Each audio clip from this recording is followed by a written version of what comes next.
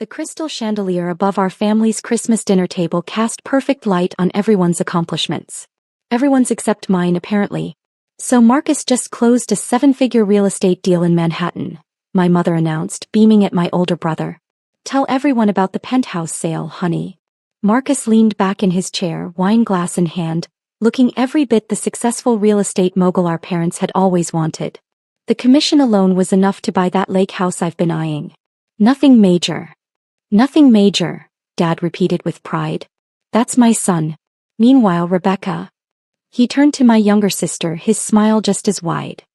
Your marketing campaign for that luxury car brand is everywhere. I saw the billboard on Fifth Avenue. Rebecca tucked her perfectly highlighted hair behind her ear. The campaign went viral. We're projecting a 40% increase in their quarterly sales. The client wants to double our contract. Incredible, Mom gushed. Both of you are just thriving. We're so proud. I continued cutting my prime rib into small, precise pieces. And Sarah, Dad's voice changed, the pride evaporating. You're still, what was it? An office assistant. Administrative assistant, I corrected quietly. Right. He waved his hand dismissively. Still answering phones and making coffee? How long has it been now? 5 years. 6, Mom corrected with a sigh. 6 years since college. I thought that business degree would lead somewhere, Sarah. Marcus smirked. To be fair, someone has to answer those phones. Not everyone can close million-dollar deals. Rebecca giggled into her wine glass. Remember when Sarah said she wanted to climb the corporate ladder? I guess she's still on the first rung. At least she has a job, Mom said, as if this was the most generous compliment she could muster. Though I worry about her future. Administrative work doesn't exactly scream career advancement. I took a sip of water, saying nothing. What company is it again? My Aunt Linda asked from across the table. Some tech startup? Technova Solutions, I replied. Never heard of it, Uncle Robert declared. Is it even a real company? These little startups pop up and disappear every day. It's real, I said simply. Well, they must not pay much if you're still in that tiny apartment, Marcus added. My assistant makes decent money, and even she has a better place than yours. Your assistant? I asked calmly. Yeah, my administrative assistant at the real estate firm. She's great, but it's an entry-level position. She's 22, fresh out of college. Kind of expected at that age. He paused meaningfully. You're 31, Sarah. The table went uncomfortably silent for a moment. Maybe you should consider going back to school, Mom suggested. Get an MBA or something. Give yourself better options than just answering phones. I'm content with my position, I said, taking another bite of my dinner. Dad shook his head. Content. That's the problem with your generation. You settle for content, instead of striving for excellence. Look at your brother and sister. They're not content. They're hungry for success. I'm plenty successful, I replied quietly. Rebecca burst out laughing. Successful? Sarah, you're an office assistant. That's literally the definition of not successful. No offense. None taken, I said, meeting her eyes steadily. I just don't understand what happened, Mom continued, her voice dripping with disappointment. You were so bright in school. Straight A's, scholarships, leadership positions. We thought you'd be running a company by now, not running errands for whoever your boss is. What is your boss's name? Aunt Linda asked.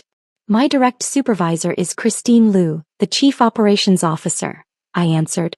See, you don't even report to the CEO, Marcus pointed out.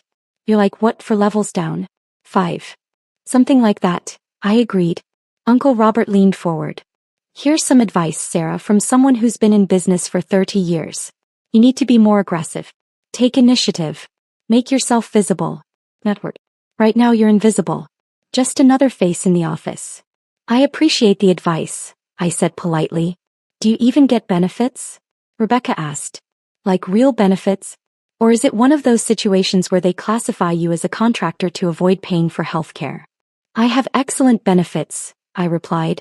Well, that's something, Mom said with another sigh. Though benefits don't exactly make up for lack of career progression. When I was your age, I was already a senior manager at the hospital. Different times, Dad added. But still, Sarah, your mother has a point. 6 years and no promotion? That's concerning. Have you thought about applying elsewhere? Maybe a bigger company where there's actual room for growth.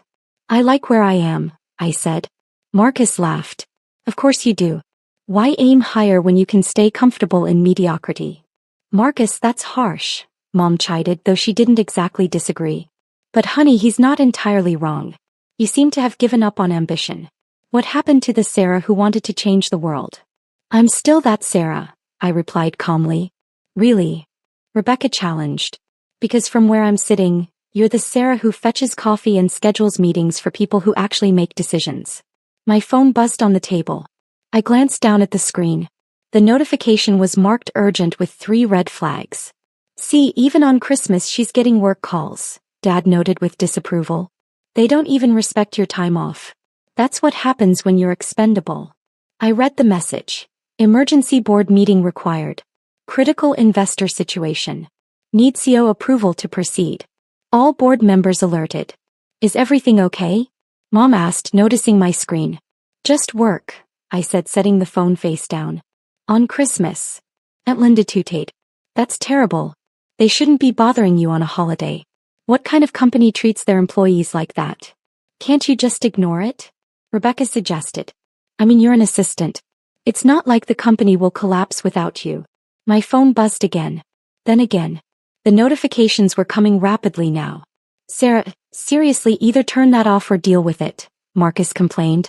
It's Christmas dinner. I picked up my phone and read the new messages. Christine Liu, we have a situation.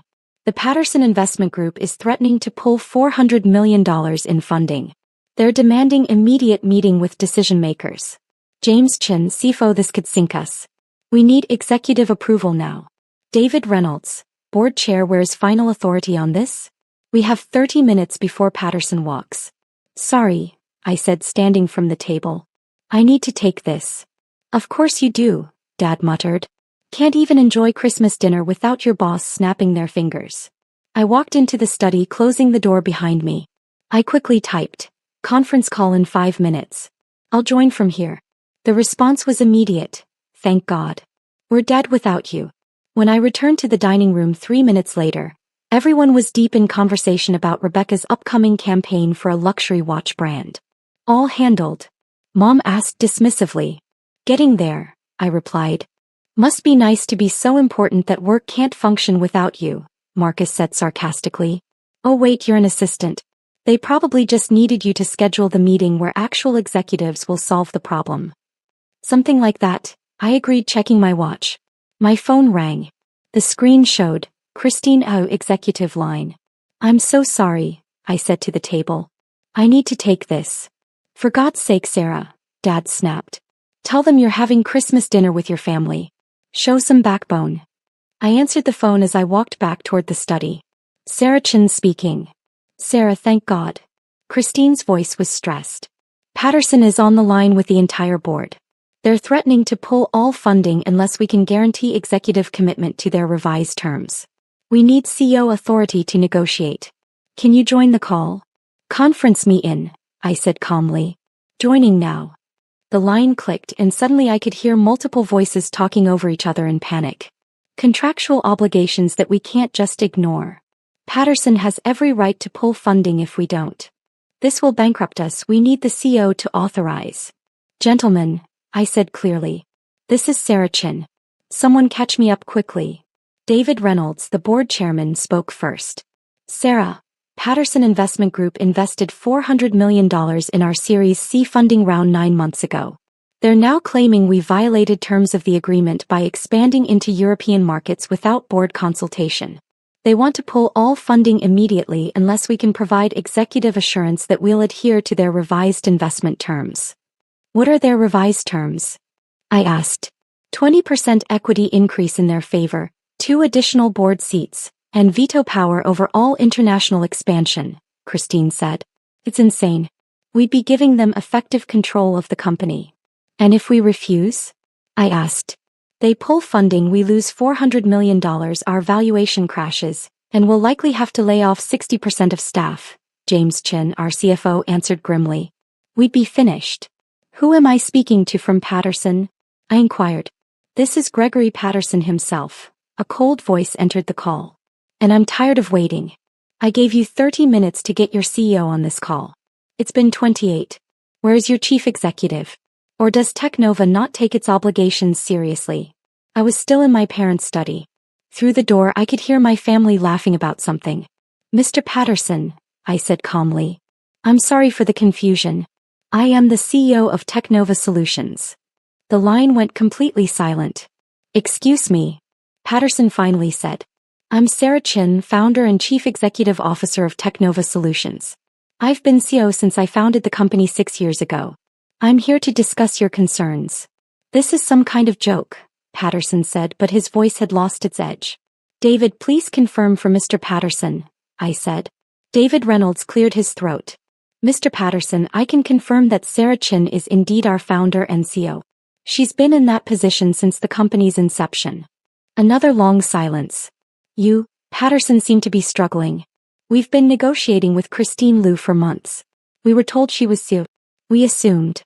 You assumed Christine reported to someone else, I finished. She does. She reports to me. As do all our C-suite executives and board members. But you, when we did our due diligence, you saw that I maintain a relatively low public profile, I said. I prefer it that way. It allows me to focus on building the company rather than managing my personal brand. Now, regarding your concerns about European expansion. Wait, Patterson interrupted. You're telling me that the founder and CEO of a $2.3 billion company has been sitting in on investor meetings, and we didn't know it? I attended every meeting regarding your investment, Mr. Patterson. I was introduced as Sarah Chin. You never asked my title. Through the phone, I could hear someone else in Patterson's office saying something urgently. My team is pulling up your information now, Patterson said, his tone completely different. Forbes listed you as one of the top 30 under 35 entrepreneurs 3 years running. Tech Business Magazine called you the most influential CEO in enterprise software. You've been keynote speaker at 4 major tech conferences. How did we miss this? You didn't miss it, I replied. You just assumed someone with my background couldn't possibly be an administrative presence in meetings. Confirmation bias is a powerful thing. Back in the dining room, I heard my father's voice rise. Where did Sarah go again? This is ridiculous, being on call like some kind of servant.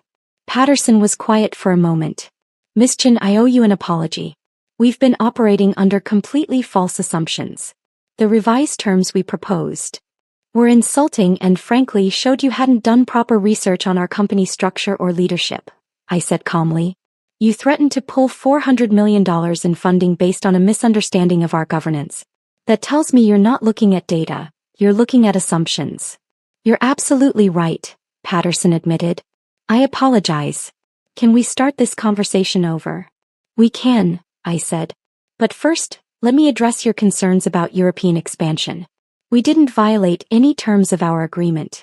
Section 7, Clause 3 of our investment contract specifically allows for international expansion into markets with over 100 million potential users, provided we maintain quarterly revenue growth above 15%. We've maintained an average of 23% growth. The European expansion falls entirely within our contractual rights. I need to review the contract, Patterson said.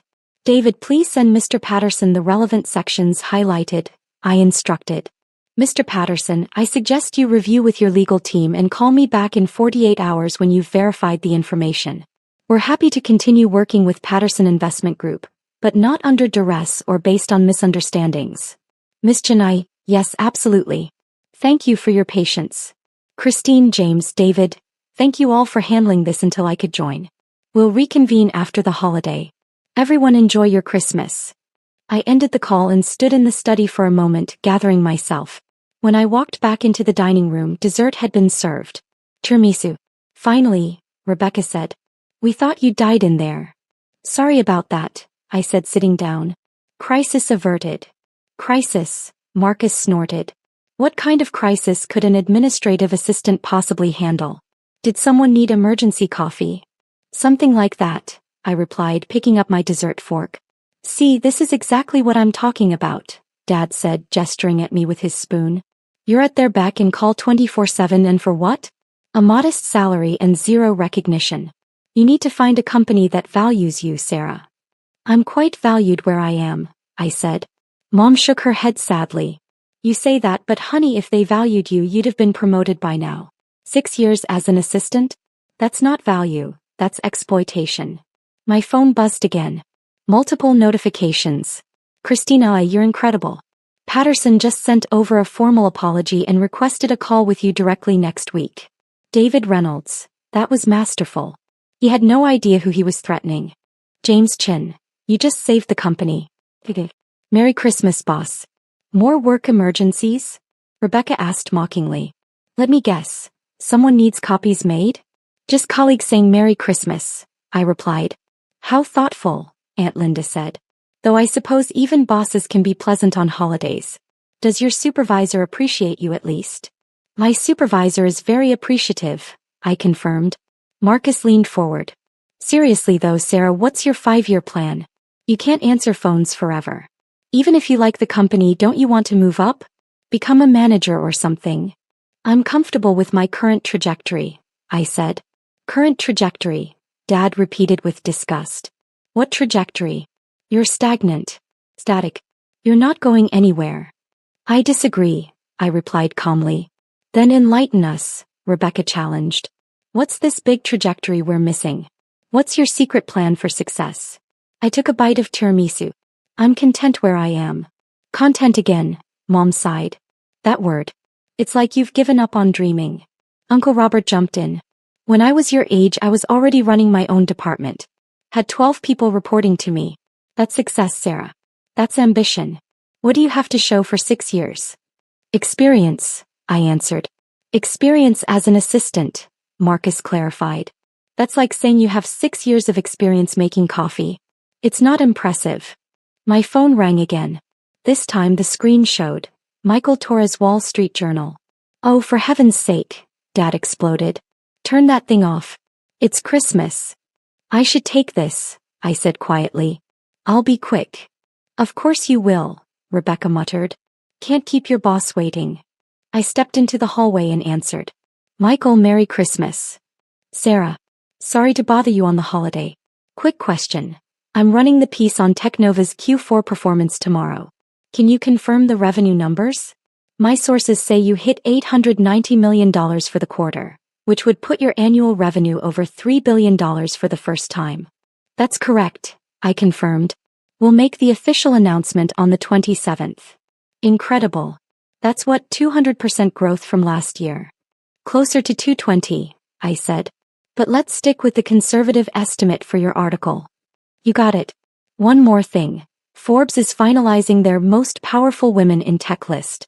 They're putting you at number 7. Any comment? I appreciate the recognition, but I'd rather the focus stay on our team's achievements than individual accolades. Classic Sarah Chin, Michael laughed. Always deflecting credit. Okay, I'll let you get back to your holiday. Thanks for confirming. I hung up and returned to the dining room. All done with your work emergency? Mom asked with thinly veiled irritation. Yes, all handled, I replied. Good. Now maybe you can actually participate in family time instead of being at everyone's beck and call. Marcus set down his wine glass. You know what your problem is, Sarah? You have no boundaries. You let work walk all over you. In my field, I make clients wait. I control the relationship. That's power. You're just reactive. Interesting perspective, I said. It's not perspective, it's reality, he insisted. Look at Rebecca and me. We dictate terms. We're in control. You just respond when someone tells you to jump. That's the difference between success and mediocrity. Rebecca nodded enthusiastically. Exactly. I have clients begging to work with me. They know I'm the best, so they wait for my availability. You're the opposite. Available whenever anyone needs you. It's sad. I'm glad you both have that dynamic with your clients, I said neutrally. You could too if you'd just show some initiative, Dad insisted. Stop being so passive. Demand a promotion. Demand a raise. Make them see your value or leave for somewhere that will. I'm appropriately compensated for my role, I assured him. Uncle Robert laughed. Appropriately compensated as an assistant? What's that, maybe $60,000 a year? 70 if you're lucky? Something in that range, I said vaguely. Exactly my point, Dad said triumphantly. Your sister probably makes that in a month with her bonuses. Marcus makes it in a week with his commissions. You're barely scraping by. I manage, I replied. Just managing isn't living, Mom said softly. We want more for you, Sarah. We want you to thrive, not just survive. Aunt Linda reached over and patted my hand. Honey, there's no shame in where you are. But you're 31. Time is running out to establish a real career. Have you thought about going back to school? Or maybe starting over in a different field? I'm happy in my current field, I said. But doing what? Rebecca pressed. Answering phones? Filing paperwork? Sarah, be honest, what do you actually do all day? I manage operations, I replied simply. Marcus nearly spit out his wine. You manage operations? Sarah, you're an administrative assistant. You assist the people who manage operations. There's a difference. I suppose there is, I agreed. My phone buzzed with another notification. This one was from our PR team.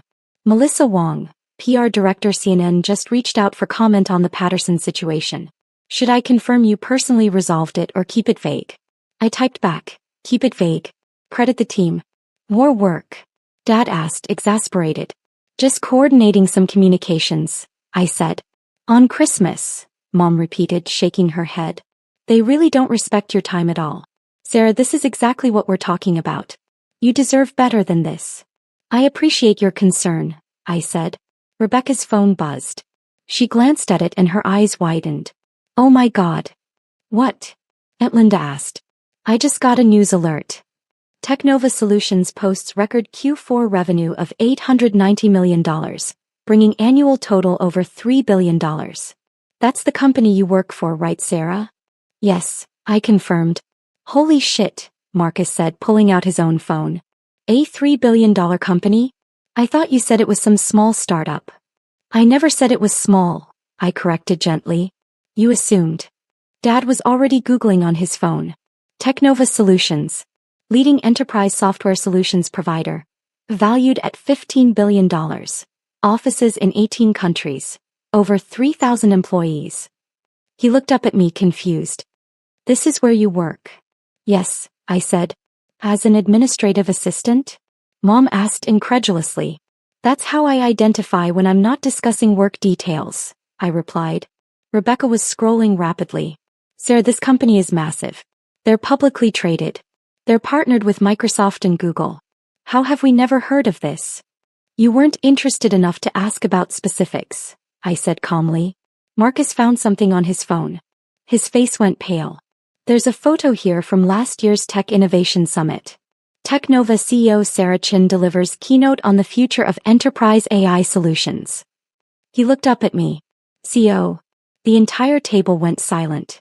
Yes, I said simply. I'm the founder and CEO of Technova Solutions. That's not possible, Dad said. You said you were an administrative assistant. I said I do administrative work, I corrected. Which is true. I administer the entire company. Mom's hand was over her mouth. You've been CEO for 6 years? Since you founded it? Yes. I started Technova 6 months after graduating. We were 3 people working out of my apartment. Now we're over 3,000 employees across 18 countries. Rebecca's hands were shaking as she scrolled. Forbes has you listed as number 7 on their most powerful women in tech list. Your estimated net worth is... She stopped, her voice barely a whisper. It says $2.7 billion. Market valuations fluctuate, I said. But that's approximately correct. Uncle Robert looked like he might faint. You're a billionaire? On paper, I confirmed. Most of it is tied up in company equity. Aunt Linda's voice was tiny. And you just let us, all of us, call you an office assistant? For 6 years. You called me that, I said gently. I simply didn't correct you. Every time you asked about my job, I gave you truthful answers. I do work at Technova. I do handle administrative functions. I do report to Christine Liu on operational matters. She's my COO and I value her input immensely. Everything I told you was accurate. You just made assumptions about what those facts meant. Marcus had found the Wall Street Journal article from earlier this year. Sarah Chin, the quiet revolutionary changing enterprise software. It says here you turned down acquisition offers from both Apple and Amazon worth over $20 billion because you wanted to maintain independence. The offers were flattering, I acknowledged. But we're building something special. I didn't want to give up control. Dad was reading from his phone, his voice stunned. Chen's leadership has been characterized by her unusual management style. She regularly works alongside entry-level employees and maintains an open-door policy that has created one of the highest employee satisfaction ratings in the tech industry. I believe in understanding every aspect of the company, I explained. You can't lead effectively from an ivory tower. Mom's eyes were filled with tears. Sarah, why didn't you tell us? You never asked, I said simply. Every time we had dinner, you talked about Marcus's deals and Rebecca's campaigns. You told me about your achievements. I listened and congratulated you. But you never once asked me to actually explain what I do. You just assumed based on your own biases about what success looks like. Rebecca's face was red. I called you mediocre. I said you had no ambition. You did, I agreed. But I don't measure my worth by your approval. Marcus stood up abruptly, his chair scraping back. This is insane. You let me patronize you about how to succeed in business. I'm in real estate. You run a $15 billion tech company. Your real estate advice is valid for real estate, I said calmly. Different industries operate differently. Aunt Linda's voice trembled. When I told you to be more aggressive and visible, you're literally on the Forbes list. Visibility isn't always power, I replied. Sometimes the most powerful people are the ones working quietly behind the scenes. Dad set down his phone with shaking hands. The emergency call earlier. That wasn't scheduling a meeting. That was a major investor threatening to pull $400 million in funding. I finished. I resolved it. That's what I do. Mom was crying openly now. We've been so cruel to you. Every holiday, every dinner, we've dismissed you and patronized you, and you revealed who you are, I said gently. That's valuable information. Sarah, Rebecca whispered. I'm so sorry. We've been horrible. You've been honest about how you see the world, I corrected. You believe success looks like visibility, recognition, and traditional markers of achievement.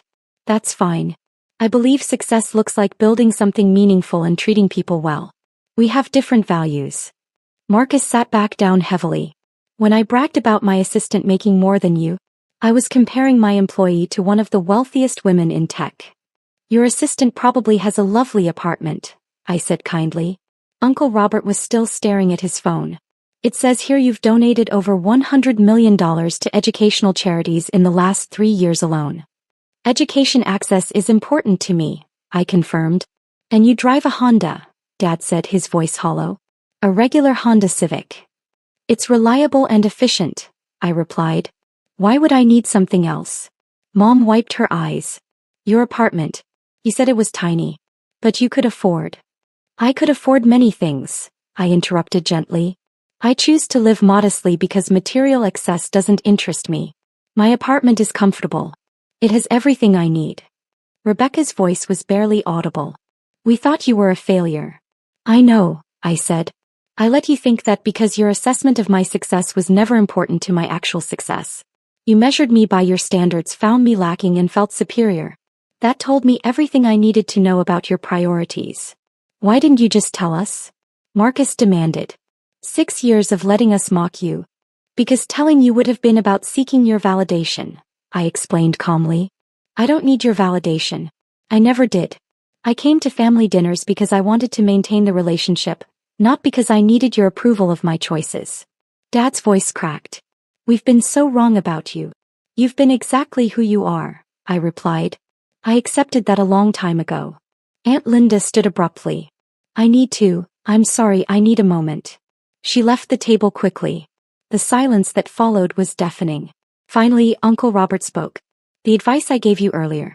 About being more aggressive and visible. That was advice that works in your industry, I finished. Different contexts require different approaches. There's no single path to success. Mom reached for my hand. Can you forgive us? There's nothing to forgive, I said truthfully. You showed me who you are when you thought I was powerless. That's actually a gift. I know exactly where I stand with each of you. Marcus's voice was hoarse. What does that mean? It means I understand our relationship clearly now, I replied. You respected me when you thought I had power. You dismissed me when you thought I didn't. That tells me your respect is conditional on status, not character. Rebecca started crying. Sarah, please. We made a mistake. A terrible mistake. You made a choice, I corrected gently. Every dinner, every holiday, every phone call. You chose to demean someone you believed was beneath you. Those weren't mistakes. Those were decisions that revealed your values. Dad's face was ashen. So what happens now? I stood up from the table, gathering my coat. Now I go home. I have a board meeting tomorrow to prepare for. We're expanding into 3 new Asian markets and I need to review the proposals. On the day after Christmas? Mom asked weakly. Building a $15 billion company doesn't stop for holidays, I replied. But I make time for family dinners even when they're difficult. That's the difference between us. I show up regardless of whether I'm appreciated. Marcus did too. Sir, wait. Please. Can we talk about this? We just did, I said calmly. You now know who I am. I've always known who you are. Nothing has actually changed except your awareness.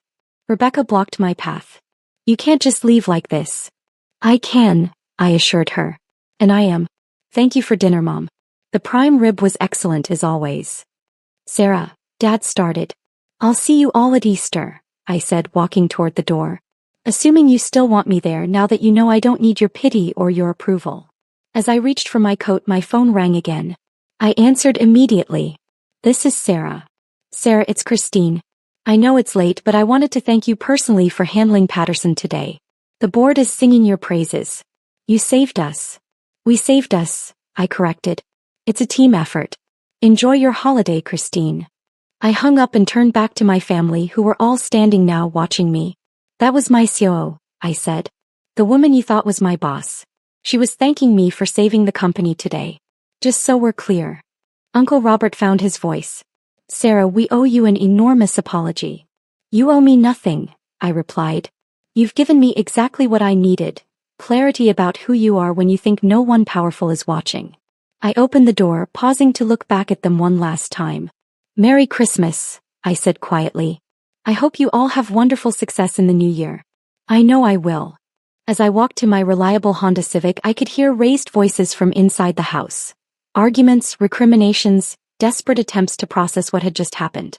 I sat in my car for a moment, checking my messages. There were dozens, board members, executives, investors, all checking in about the Patterson situation. All treating me with the respect my family had never shown. I started the engine and drove away from the house where I'd spent 6 years being diminished by people who loved status more than substance. My phone rang one more time. Michael Torres from the Wall Street Journal again. Michael, I answered. What can I do for you? Quick follow-up. Patterson Investment Group just released a statement praising your exceptional leadership and clear vision for Technova's future. They're calling you one of the most underestimated CEOs in tech. Any comment? I smiled, thinking of my family's faces when they realized who I'd been all along. Just this. The best leaders are the ones no one sees coming. Success doesn't require an audience, Michael. It just requires doing the work. Perfect. That's going in the headline. Thanks, Sarah. As I drove through the quiet Christmas evening streets, I thought about my family learning to live with the knowledge that they'd dismissed a billionaire CEO as a failure for 6 years. That, I realized, was its own kind of justice. I didn't need them to understand me. I didn't need them to respect me. I just needed them to finally see what had been there all along. Someone who measured success by impact, not approval. And tomorrow I'd go back to building my company, leading my team and changing my industry. With or without my family's belated recognition.